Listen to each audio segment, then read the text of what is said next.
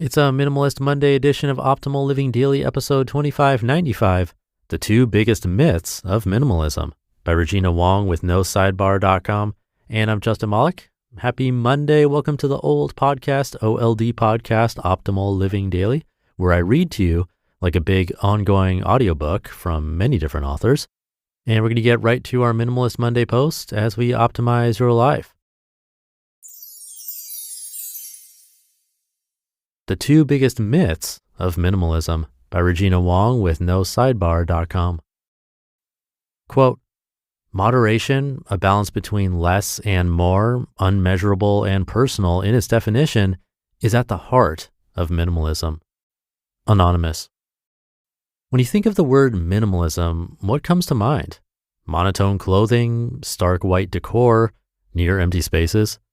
Minimalism can be all of these and a lot more.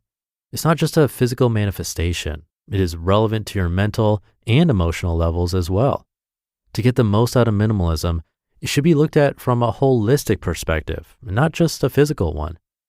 Minimalism is really all about reassessing your priorities so that you can strip away the excess and non-essential stuff, the possessions, beliefs, behavior, habits, relationships, and activities that don't bring value to your life, and focus on the essential stuff that does. The two biggest myths of minimalism. As the minimalist lifestyle becomes known and more widely embraced, it is inevitable that myths and misconceptions of what minimalism is have emerged. So what are the most common myths of minimalism? Number one, minimalism is about owning X number of things. Minimalism is both personal and individual in its definition and practice. There is no benchmark to dictate that you must own a maximum number of belongings, live in a particular type of space, or adopt a particular lifestyle in order to qualify as a minimalist. There is no all or nothing. Minimalism comes in many different hues, and no two minimalists are exactly alike, but their ultimate goal is the same. What unites and defines them is a common set of beliefs and practices. For me, these include A, keeping only what adds happiness, value, purpose, and freedom to our lives, and discarding the rest that is non-essential. This includes both physical, for example, clothes and paperwork, and non-physical stuff, for example, negative relationships, feelings of worry and stress, unproductive habits, and non-essential commitments. B, focusing on what we simply cannot live without, rather than asking how little we can live with. Living minimally should be a joy and not a deprivation. And C, being more conscious and mindful of the things, people, experiences, and situations in our lives so that we live life with more intention, purpose, and intensity. And number two, minimalism is living with deprivation. Minimalism at a personal level is best described by the Swedish word lagom. Lagom is defined as enough, sufficient, adequate, just right. It's also widely translated as in moderation, in balance, perfect simple, and suitable. Notice there are no connotations here of an insufficiency that leads to deprivation, and certainly no excess that results from overconsumption. Minimalism is like pouring tea into a cup. Too little tea will fail to satiate a need or thirst, and too much will result in an overflowing cup that requires time and effort to clean up. A common misconception about minimalism and simplicity is that if you have very little or nothing, you are living life as a minimalist. Some people might say, I've never had much money and don't own many possessions, so I guess I'm a minimalist. It is possible that this is true, but minimalism is more about living intentionally and consciously than being financially poor and owning few possessions. It should be a conscious choice rather than something forced upon us.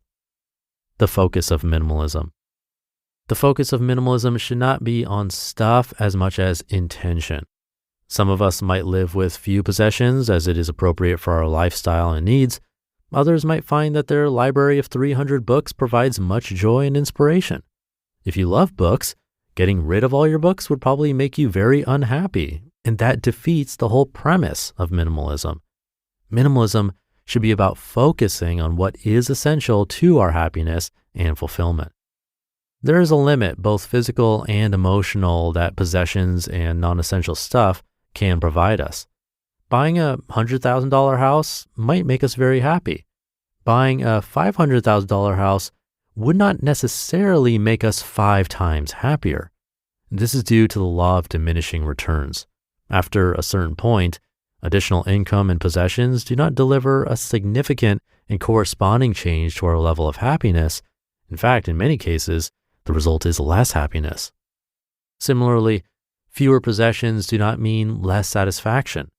Having less, but having the right stuff can deliver more fulfillment. It's not so much about quantity, but more about quality. As with most desires and endeavors in life, the ultimate goal or destination is the achievement of happiness. There are many roads toward happiness. Clearing the clutter in all areas and living minimally by focusing on the essentials helps you to see the road clearer and achieve your goal in a shorter time. At its core, minimalism is an ethos with a focus on joy and purpose.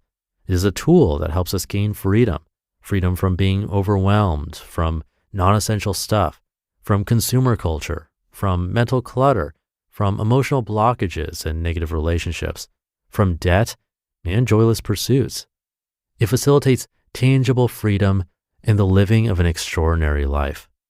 This is minimalism. You just listened to the post titled The 2 Biggest Myths of Minimalism by Regina Wong with NoSidebar.com. Here at Optimal Living Daily, I like to bring you articles written by the best of the best. And now I'm happy to be sponsored by Masterclass, which brings you classes taught by the best of the best. With Masterclass, you can learn from the world's greatest minds anytime, anywhere. You can learn how to better communicate from Emily Morse, improve your entrepreneurial skills with Richard Branson, or learn singing from Mariah Carey.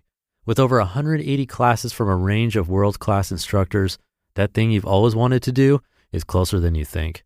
One of their newest classes that I took and loved is taught by Michael Pollan, best-selling author of the book, The Omnivore's Dilemma. It's great for learning about ethical and healthy eating, portion control, and generally just how to eat in a way that's both mindful and pleasurable. I highly recommend you check it out. This holiday, give the perfect gift of an annual Masterclass membership and get one free. Go to masterclass.com/old today. That's masterclass.com/OLD. Terms apply. Thank you to Regina, a guest writer on No Sidebar. The second myth is the one I hear the most, that being a minimalist or downsizing is depriving ourselves of something bigger and better. And bigger maybe, but definitely not necessarily better. If you were to take away something that I have stored away, would you be depriving me of something? Well, technically maybe, but really odds are that I wouldn't even notice. Those things are mostly just taking up space, and the only reason it's there is because it's not a lot of fun to take hours going through it all. That's the case for me anyway. And there is the extreme version of minimalism of selling nearly everything and fitting your stuff into a backpack. That is an option. But even the people who choose to do that probably wouldn't say they're depriving themselves. They're simply choosing a specific lifestyle, like one of travel. They don't want to worry about having any other things and having someone take care of it or leaving it in storage while living abroad for years at a time. So as usual, moderation and balance is key.